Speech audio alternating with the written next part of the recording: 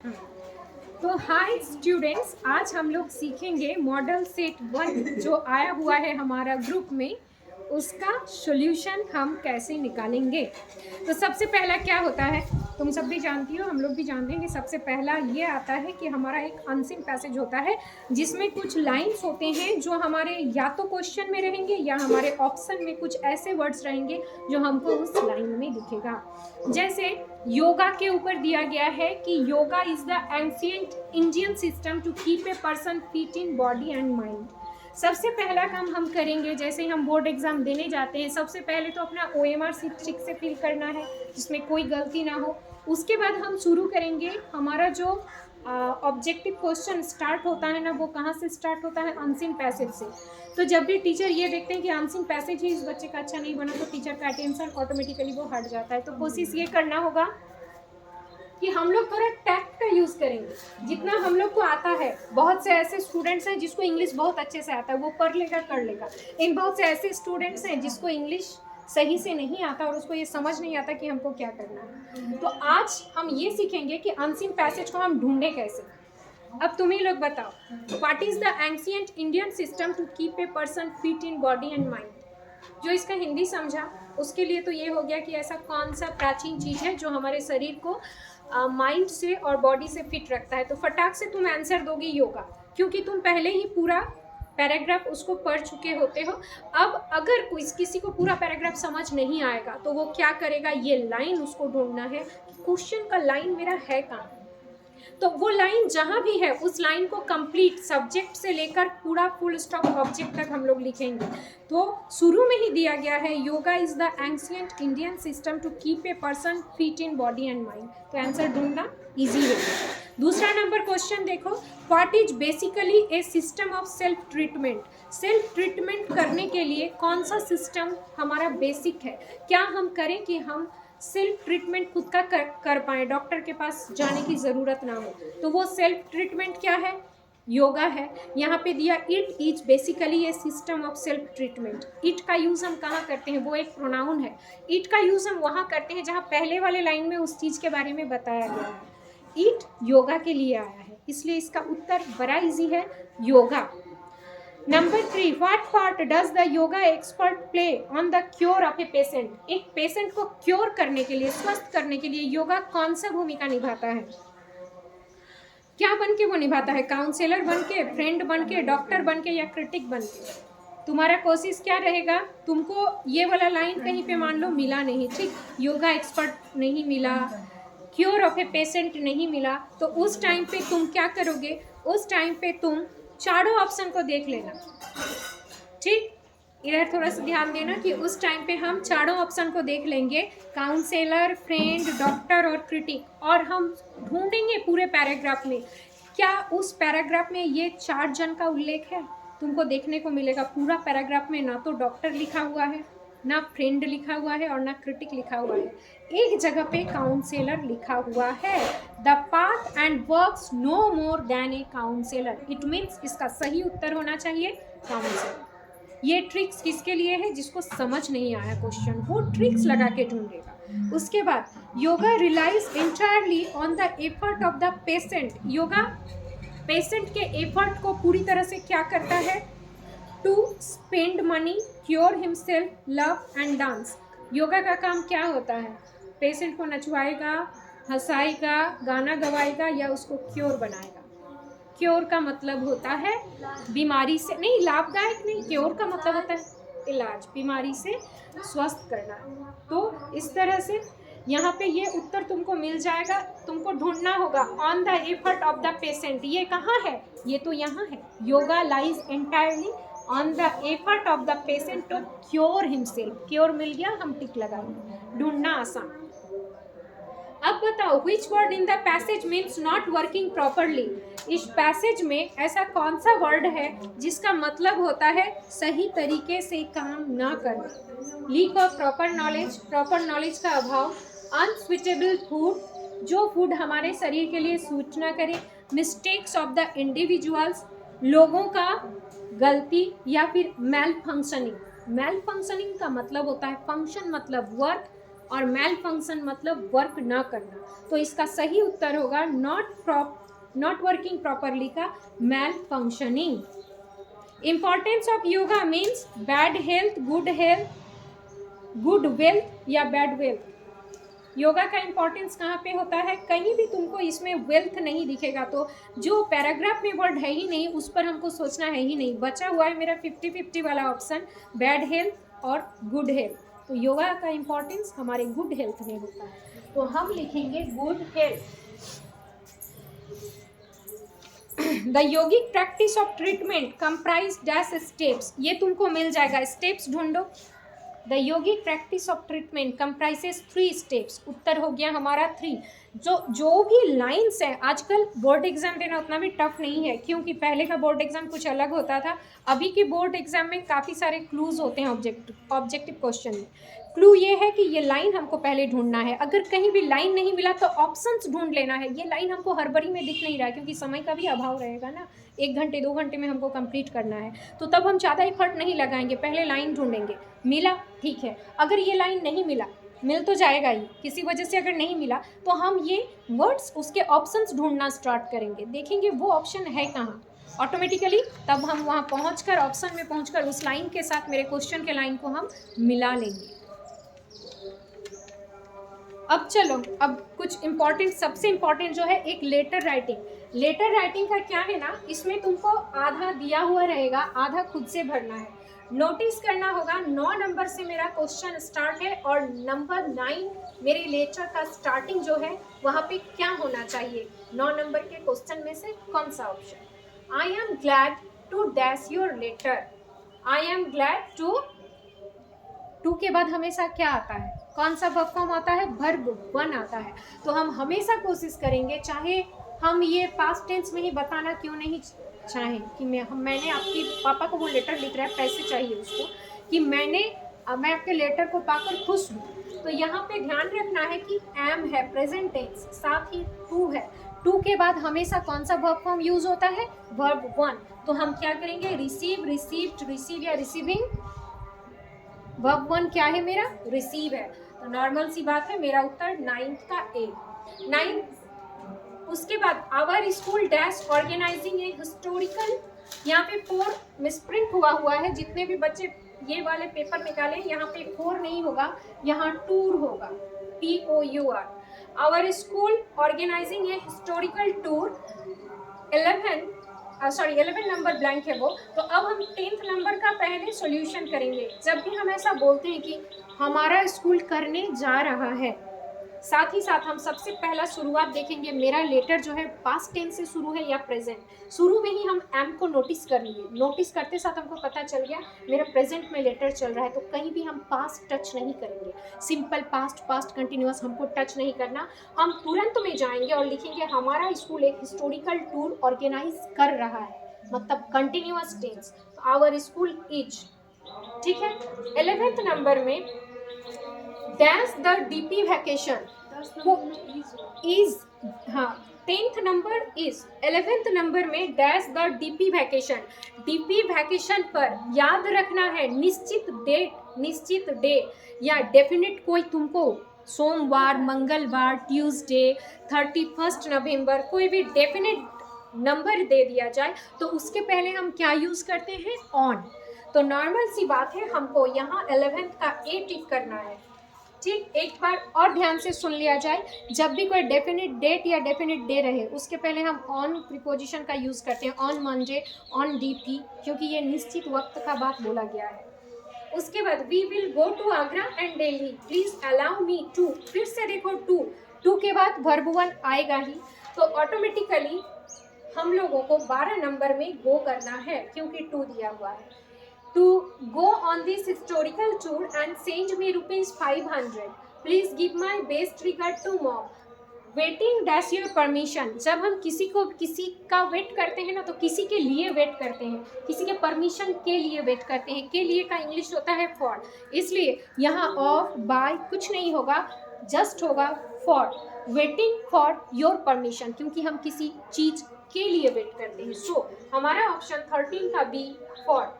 14 number में yours loving Shawn, हमेशा एक चीज ध्यान रखना है, योर लविंग शॉन लिखना है यहाँ, क्योंकि अगर योर्स लिखते तो लविंग होता, शॉन नहीं होता। यहाँ लिखना है योर लविंग शॉन, 14 का ए। अगर सन दिया हुआ है लविंग शॉन तो हमको योर लिखना है। तो इस तरह से लेटर कंप्लीट, लेटर में इन सब छोटी छोटी चीज़ों का ध्यान रखना है, डेट का ख्याल रखना है, दिन का ख्याल रखना है, उसके पहले ऑन बैठाना है, किसी निश्चित जगह की बात कर रहे हैं वहाँ एट बैठाना है, टू के बाद हमेशा वर्ब वन आना है। योर्स लिखते हैं हम तो वहाँ पे जस्ट योर्स लविंग लिखेंगे, सन नहीं। अगर लविंग सन है तो योर लिखेंगे, ठीक। ये डिफरेंशिएट समझना है। उसके बाद हमारा आ रहा है सेंटेंस और टेंस का पहचान। नंबर 15, अब थोड़ा ब्लैक व्हाइट बोर्ड पर आना होगा। It has been raining, it has been raining since morning. किस सेंटेंस में है? यहाँ पूछा गया है it has been raining since morning. सवाल ये है दिस सेंटेंस इज इन। यहाँ पे चीज़ों को पहचानने का जो स्ट्रक्चर है वो दो चीज़ है, एक है हैज बीन, एक है सिंस। और ये दोनों चीज़ यूज होते हैं सेंटेंस में प्रेजेंट परफेक्ट कंटिन्यूअस, जहाँ समय का उल्लेख हो। सिंस या फॉर, सिंस का यूज हम करते हैं निश्चित समय मॉर्निंग, फॉर का यूज हम करते हैं ड्यूरेशन के लिए, 15 days, 1 week, for 1 week, for 15 days, for 5 hours. और निश्चित समय के लिए हम सिंस का यूज करते हैं। तो ये हमारा हो गया प्रेजेंट परफेक्ट कंटिन्यूअस टेंस, क्योंकि इसमें हैज बीन लगा के आईएनजी होता है वर्ब में, और सिंस और फॉर का यूज होता है।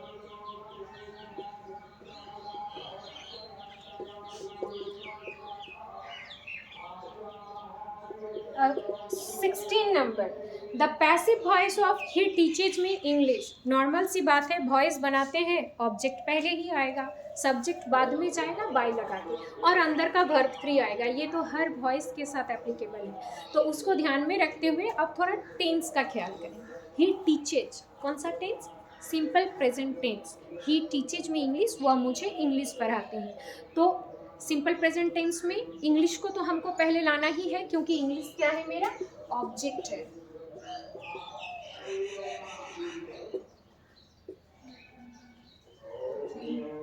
इंग्लिश मेरा ऑब्जेक्ट है, इंग्लिश को शुरू में लाना ही है। वॉइस का मतलब ही है कर्तावाच, और ये कर्मवाच, जिसमें ऑब्जेक्ट पहले आएगा, कर्म की प्रधानता होगी। तो इंग्लिश, अब प्रेजेंट टेंस में हम एक ऑक्सिलरी वर्ब का यूज करते हैं। सब जानते हैं वर्ब 3 का यूज होगा, सब जानते हैं बाय लगा के सब्जेक्ट पीछे जाएगा, पर ऑक्सिलरी वर्ब क्या होगा? चूंकि ये टीचेज है, सिंपल प्रेजेंट है, तो हम इज लगाएंगे। इंग्लिश इज, टीच का वर्ब 3 होता है टॉट। पैसिव वॉइस कर्मवाच, वर्ब 3 टॉट। अब हम लिखेंगे मी। ये डबल ऑब्जेक्ट का था, हम मी को भी पहले ला सकते थे, इंग्लिश को भी पहले ला सकते हैं। English is taught me by him. या तो हम लिखेंगे English is taught me by him, या फिर जो मेरे ऑप्शंस हैं 4 उस पर जाएंगे। उसमें उन्होंने क्या किया, इस बार ऑप्शन में जो दिया गया वो डायरेक्ट ऑब्जेक्ट को लेकर दिया गया, और हमने इनडायरेक्ट ऑब्जेक्ट का यूज किया। तो हम एक और तरीके से इसको बनाएंगे जो ऑप्शन में दिया गया। हो सकता है नेक्स्ट एग्जाम में ऐसे दे दे, क्योंकि दोनों फॉर्मूला सही है, हमेशा ऐसा वाला दे जरूरी नहीं। हो सकता है नेक्स्ट में इंग्लिश को सामने ला कर दे जो हमने दिया, इसलिए अब हम इसको दोनों तरीके से सीखेंगे। अब हम मी को सामने लाएंगे। मी आई में बदलता है हमेशा, आई मी में, मी आई में। अगर ही रहा वो हिम बन जाएगा, यहाँ हिम है तो यहाँ पैसिव में वो ही बन जाएगा।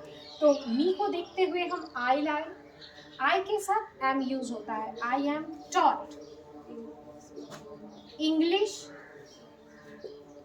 By him. तो हम दोनों तरीके से बना सकते हैं, क्योंकि यहाँ 2 ऑब्जेक्ट है, हमको दोनों सीख के रखना होगा। पता नहीं आज को मेरे मॉडल सेट में ये है, कल को एग्जाम में अपोजिट दे दे। नेक्स्ट हमारा आता है the children dash in the park. जब हम चिल्ड्रेन के बारे में बता रहे हैं तो वो प्लूरल नंबर है, तो प्ले का तो यूज़ होगा ही नहीं, चिल्ड्रेन पार्क में खेल रहे हैं, अभी हम किन्हीं को कुछ करते हुए देख रहे हैं तभी हम किसी के बारे में बता रहे हैं कि वो ये चीज़ कर रहे हैं। अगर करते ही होता तो उनके हैबिट के बारे में बताते। अगर ऐसा रहता कि प्लेस तो हम ऐसे बोलते children plays in the park in the morning, लेकिन यहाँ हैबिट की बात नहीं है, यहाँ कोई समय का उल्लेख नहीं है, मतलब ये कंटिन्यूअस बनाना होगा। The children are playing, the children are playing in the park, ये होगा हमारा right answer. Work hard lest you dash fail, ये मॉडल वर्ब से दिया गया है, जरूरी है मॉडल वर्ब का मीनिंग समझना। वर्क हार्ड मेहनत करो, लेस्ट का क्या मतलब होता है, लेस्ट का मतलब होता है वरना, मेहनत करो वरना यू वुड फेल, यहाँ वुड इसलिए होगा, वुड का मतलब हो जाओगे, जो उसको फ्यूचर में होने के चांसेस जो होते हैं उसको हम वुड लिखते हैं, प्रेजेंट में होने के चांसेस जो होते हैं उसको मे लिखते हैं। शुड दिया गया है ऑप्शन, जिसका मतलब होता है चाहिए, जो यहाँ बिल्कुल भी अप्लाई नहीं हो रहा है। मेहनत करो वरना फेल चाहिए, ये तो कोई बात नहीं हुई, हम क्या बोलेंगे, मेहनत करो वरना तुम फेल कर जाओगे। तो फ्यूचर में संभावना है ये, अगर फ्यूचर में डायरेक्ट होता तो हम विल लिखते, यहाँ संभावना के साथ है, इसलिए work hard lest you would fail. Honesty is the best policy, honesty क्या है, एब्स्ट्रैक्ट नाउन है, और एब्स्ट्रैक्ट नाउन के साथ हम आर का यूज नहीं कर सकते। Honesty is the best policy एक यूनिवर्सल ट्रूथ है जो हमेशा प्रेजेंट में ही प्रेजेंटेड किया जाता है, इसलिए हम यहाँ पर आर का यूज़, हैज का यूज़, वाज का यूज़ नहीं करेंगे, ओनली इज का यूज़ करेंगे। I dash go to Delhi tomorrow, यहाँ भी ये टाइम एंड टेंस से लिया गया है। टुमारो का मतलब होता है आने वाला कल, तो जब मैं कल जाऊंगा तो वहाँ पे मुझे फ्यूचर का यूज़ करना होगा, ये आने वाले कल के बारे में बोला गया, इसलिए फ्यूचर टेंस। तो आई शैल गो टू दिल्ली टुमारो, आई के साथ शैल का यूज़ होता है। आई नो द प्लेस, मुझे वह जगह पता है, अब हम हिंदी में सोचेंगे, मुझे वह जगह पता है जहाँ वो रहती है, तो अब हम कोशिश करेंगे, 4 ऑप्शन दिए गए हैं, यहाँ पे जहाँ का इंग्लिश क्या होता है, वेयर होता है। I know the place where she lives. Okay, next question है जो एक छोटा सा लेंचो के पैराग्राफ से है, उत्तर फटाफट अपने से ट्राई करना है सबको, और मिलाना है कि मैम के साथ वो मिल रहा है कि नहीं। Lencho wrote the letter to God, very good. How much money did Lencho ask for, 100 rupees, 100 pesos, $100, 100 coins,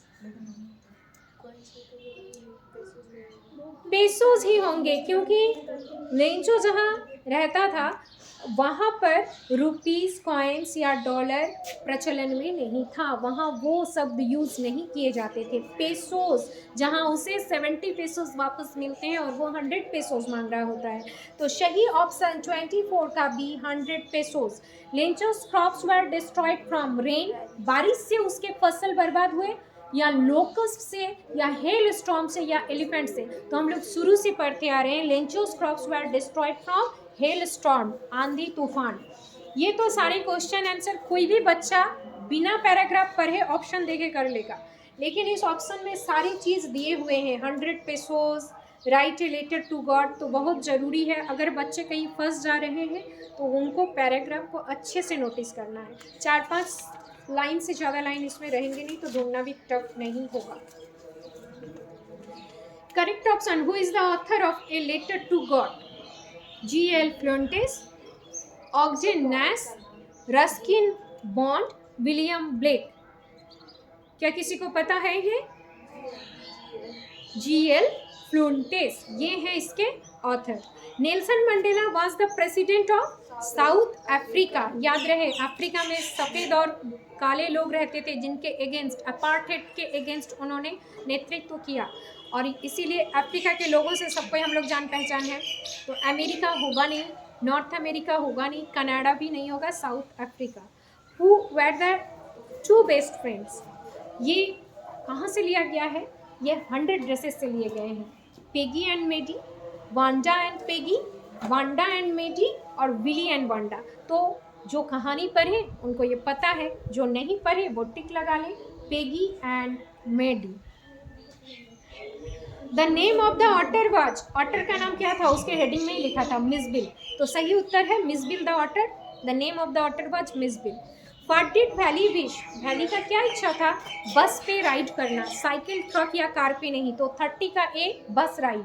what did the dragon cry for, dragon किस लिए रो रहा था? A new house, for a new car, for a nice safe cage, none of these. For a nice safe cage. The sweet bread is known as, जो मीठा bread आता है उसको क्या बोला जाता था? उसको बोला जाता था BOL। स्वीट ब्रेड को BOL, बॉल नाम दिया गया था। What was the name of the aeroplane that the pilot was flying, सबको याद है old Dakota.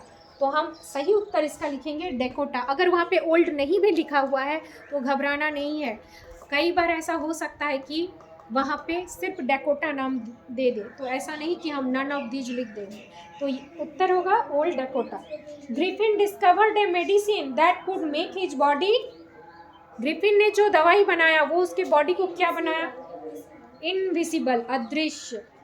What was Horace डैनबी fond of, books. Horace डैनबी चोरी करता था साल में एक बार कॉस्टली एक्सपेंसिव बुक्स खरीदने के लिए।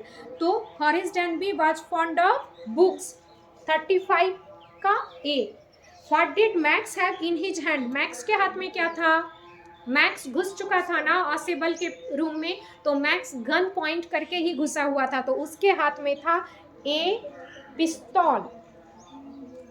How much money did Bishamber demand as dowry, Bishamber ने जोहरी में, दहेज में कितने रुपए मांगे थे? क्या कोई बता सकते हैं कि विशंबर ने मैरिज में भोली के पापा से कितने रुपए मांगे थे? Very good, 5000 rupees. Whom was Matilda married to, एक क्लर्क। मटिल्डा की शादी किसके साथ हुई थी? एक क्लर्क के साथ हुई थी। What is Hari Singh A Fairlie successful handbag, किसमें उसका हाथ साफ सफाई वाला था? चोरी करने में। स्टीलिंग, स्टीलिंग का मतलब होता है चोरी करना, याद रहे। Who gave himself a false name, Bill. Bill जो नाम दिया गया था वो जो फॉल्स नेम बिल था उसको किसने दिया था? द नैरेटर, ऑलिवर लटकिंस, फ्रच या फिर गस्टाफ। तो यहाँ पे देना है द नैरेटर ने। अब फिर से एक मॉडल सेट नंबर 2 है जिसको हम लोग नेक्स्ट जो हमारा ड्यूरेशन है उसमें कंप्लीट करेंगे। आज के लिए हमारा मॉडल सेट 1 ही हम कंप्लीट कर चुके हैं और इतना ही काफ़ी है। नेक्स्ट मॉडल सेट नंबर 2 के लिए हम फिर मिलते हैं, तब तक आप लोग इसका प्रिपरेशन कीजिए। Bye bye.